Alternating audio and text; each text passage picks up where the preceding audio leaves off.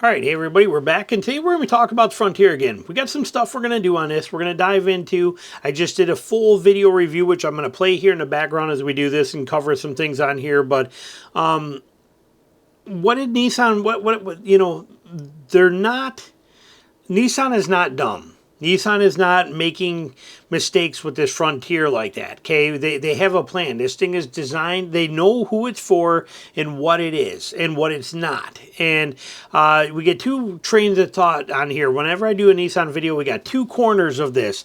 People that love it and basically look at it. Actually wrote it down, the tagline I might use on there, but you got people that look at it as old and boring, and you got people that look at it as proven reliable, okay? And there's a pro and a con to all of it. Let's break this thing down and see what Nissan has done with it and what it is and what it isn't and who wants it and who doesn't.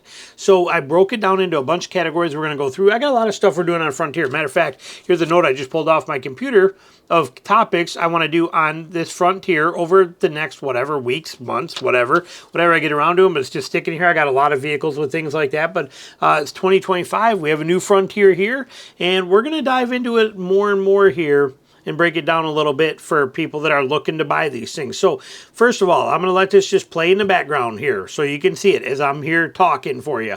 But we got a Pro 4X right here. They got the SV. They got the, they got all of them here. So they got a lot of nice trucks. They got a lot of nice trim levels. Price-wise, how's the Frontier stack up price-wise? Where does this thing fit into? Well, realistically, for all practical purposes, it fits in perfect with all the other mid-size trucks. It's right there. Yes, they raised the price on it this year, and it bumped it up a little bit, but they do offer really good deals, really good rebates, really good options. So we get that option in there, okay? And again, I'll link this video that I'm showing you at the end so you can actually hear this and see everything I'm showing you in the video. But what about the size? It's a mid-size truck. It's got plenty of room in the back, not as good as some of the others. Got great room in the front, comfortable seats. Everything about it's nice. It's got everything that you're looking for. Apparently, I got specs running right here for you on there. But what it does offer, too, is it is one of only two trucks available that you can actually get with a 8-foot bed instead of just with a 6-foot bed instead of a 5-foot bed. So like this one that you're seeing in the video, this is a long bed version of the Frontier Pro 4X, which just came out in 2025. In the US in 2024, you couldn't get it as a long bed Pro 4X. So it's got the size, it's got the options, more options than most every other midsize out there, with the exception of the Tacoma. It's the only other one you can get with a 6-foot bed today.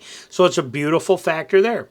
How's the power? Power sucks compared to what's out there today when the world is overwhelmed with, you got 4-liter turbos from Colorado putting out 430 foot-pounds of torque, and you got hybrid Tacomas, 4 cylinders putting out a lot. You got all this kind of stuff, but some people think of that as a pro.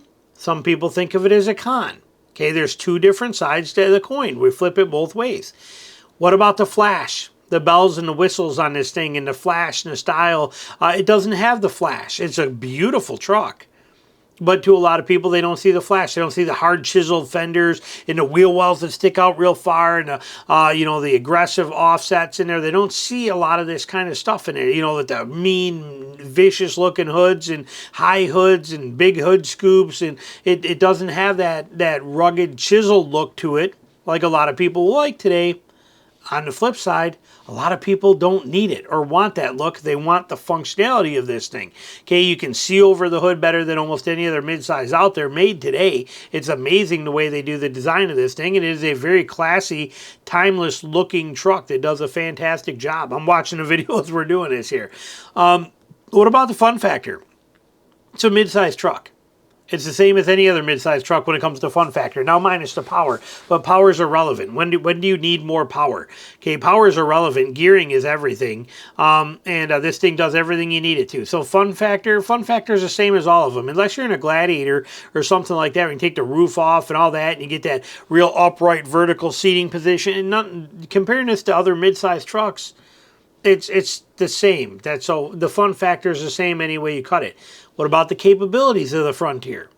Okay, Frontier, if you get it in a Pro 4X, you can get a rear locker in it. Okay, you get a rear locker. This thing's capable off-road as much as any other mid-size truck is out there, with the exception of the Colorado and Canyon and the ZR2 and AEV, or I mean the AT4X version, or the Gladiator.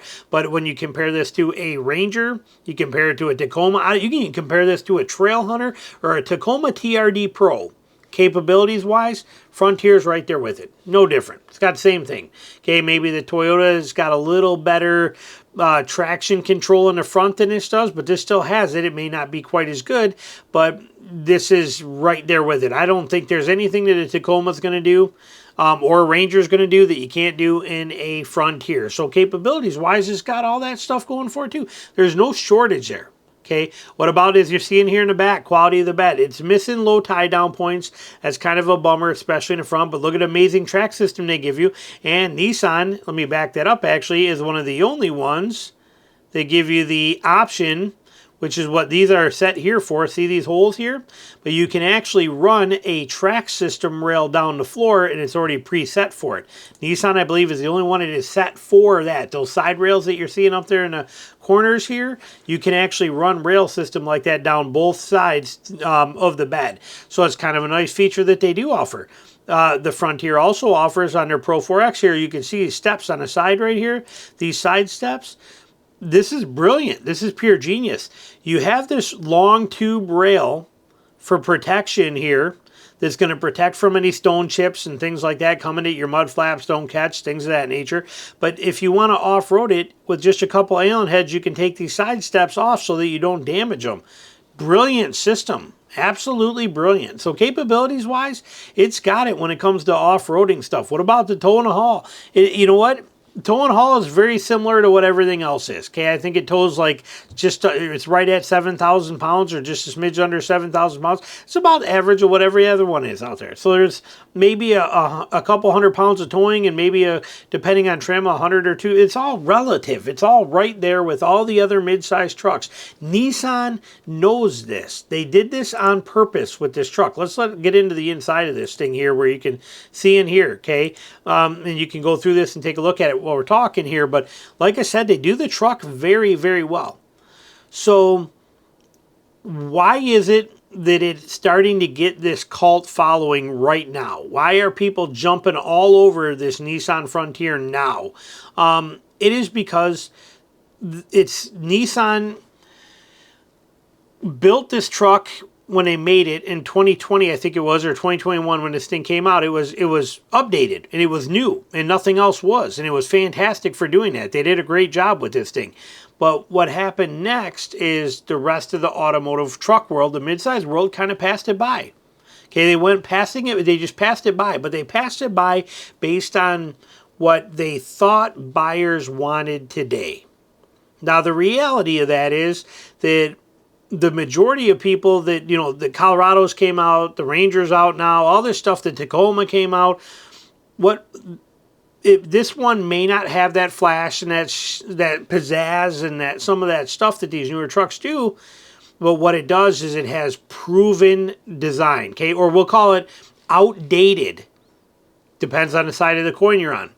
If you're part of it calling the outdated side, you look at it and you go, it's archaic, it's old, I don't want nothing like that. It's no tech in it like that. There's nothing fancy new. It doesn't have some of the things that I want. It really does have everything you need. It may not have some of the things you want, and yes, it is a older design, but on the flip side, most of the people buying this are buying it because it is a proven outdated design. It's already had the bugs worked out. It's already had the kinks worked out. It's already flawless and proven. Okay, there's a word I have not yet used in this entire video, and we're 9 minutes in.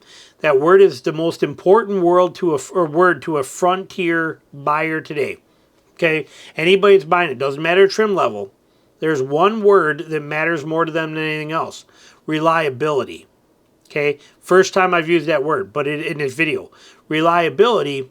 There's very few vehicles that can match this in the mid-size world. There's this one, there's the Gladiator, and before somebody goes jumping down my throat about how you can't say Jeep and reliability, just shut up. I don't want to hear it. I really don't. Okay, the Gladiator is amazing. The Honda Ridgeline is also another one that fits that category. However, it's not a body-on-frame, doesn't have some of the capabilities, things like that. Still a great truck, but I'm not putting it in a comparison. But realistically, in a mid-size world, when it comes to reliability, you got this one and you have the Gladiator. Why? Because they're the only two left with a naturally aspirated V6 engine in them. No turbos, no any of that stuff, no extra muss and fuss. Simple, affordable, easy to work on, and people love that. That's why this truck is doing so good. It's one of the very few trucks you can buy that are going to make it 250, 300,000 miles and be very worry-free getting there. Not many vehicles today can make that, especially in the mid-size world, where the mid-size world has went to advanced in technology and fun and high power out of small engines and all the things they've done, which I love. I love that too. Love both sides. I got a ZR2 and I got a Gladiator. I got two exact opposite ends of the spectrum in my driveway right now. Okay, one's very high tech and high revving, and it's it's a lot of power out of a little motor. And then I got the most archaic and tried and true and reliable system you could have, like this Frontier is, in a Gladiator. Okay, but it's proven quality. Now that's the other one, quality. Okay, another word I haven't used yet. The quality of the Frontier is top shelf. This is Japanese quality, just like what Toyota was. Okay, everything about it is quality.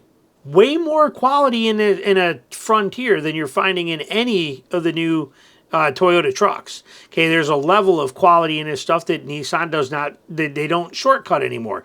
Toyota used to be the same way. Now Toyota shortcuts that stuff and goes a cheaper route. Nissan has not done that yet. We have the quality of everything inside of here. Japanese quality, even though it's made here, still, like I said, so is the Tacoma. So is, the Tundra. It's all, Tacoma's now made in Mexico. So understand that. There's a lot of advantages to this truck, and the people that are buying it for those reasons. The people that are not in the know or don't understand these things that we're talking about, they may look at the Frontier and go, oh, that's just an old truck. That's an old truck they haven't updated yet. I don't want that. That's old. Okay, people think of that. But what you're not realizing is there's a whole other side of that coin, whole other side of the world that's looking at it and going, oh, thank God Nissan hasn't changed yet. We get quality, we get reliability, we get the function, we get everything we want, nothing that we don't. Win-win, and we get it for a good price. That's the reality of the Frontier. That's who it's aiming at. That's who Nissan, by accident, is catering to. Not by accident, but went from number 2 to number 1 at that, as the rest of the truck world in the midsize is passed on and moved and gone farther ahead. Nissan is holding its own where it was, and it's holding its own there with a lot of power because of its quality, its reliability, its track record. It's proven now in what it does. They just went through this refresh in 2025. Subtle, yet important changes. Nissan is crushing it with this truck. They do an absolute fantastic job. So thought I'd kind of give you guys a breakdown of who it's for, what it's for, why people do like it, why people don't like it, and see if it's the right one for you. Comments, put them down below. As always, thanks for watching.